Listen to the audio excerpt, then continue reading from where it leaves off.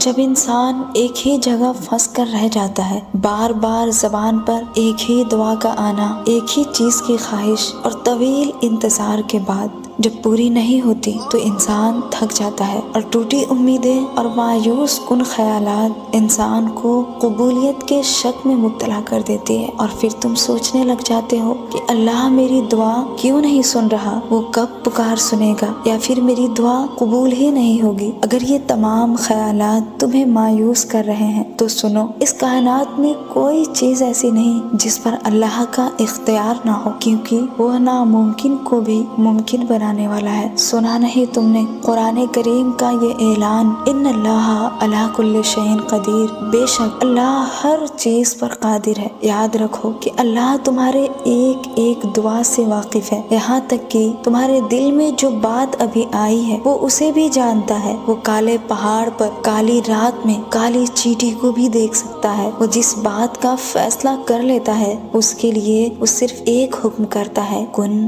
فیکن، تو وہ ہو جاتا ہے۔ اگر تم ایک ہی دعا مانگ مانگ کر تھک چکے ہو اور کچھ حاصل نہیں ہو رہا تو سنو، اس فیصلے کو رب کے حوالے کر دو، پھر جو بہتر ہوگا وہ تمہارے حق میں فیصلہ کر دے گا۔ کیونکہ انسان جب اپنی خواہش کے پیچھے لگا رہتا ہے نا، اس کے انتظار کی سوئی لمبی ہوتی چلی جاتی ہے۔ یاد رکھو کہ جب ایک ہی دعا تمہارے زبان پر آ کر ٹک جائے تو جس ذات نے اس دعا کا خیال ڈالا ہے نا وہ اسے بھی پورا کرے گا۔ جب دل میں کسی چیز کا خیال وہ ڈالتا ہے تو پھر پورا کرنے والا بھی وہی ہے اور کرے گا بھی، بس تم اس پر جمے رہو۔ تو ذرا سوچو، جس اللہ نے تمہارے دل میں اس دعا کا خیال ڈالا ہے وہ پورا کیسے نہیں کر سکتا ہے۔ اللہ سے ہمیشہ کسی بہتر چیز کی طلب کیا کرو۔ پتہ ہے جب حضرت مریم علیہ السلام پر لوگوں نے تہمت لگائی تو اللہ نے اس چھوٹے سے بچے سے ان کے پاک دامنی کی گواہی دلوا دی۔ ان کی گود میں پڑا بچہ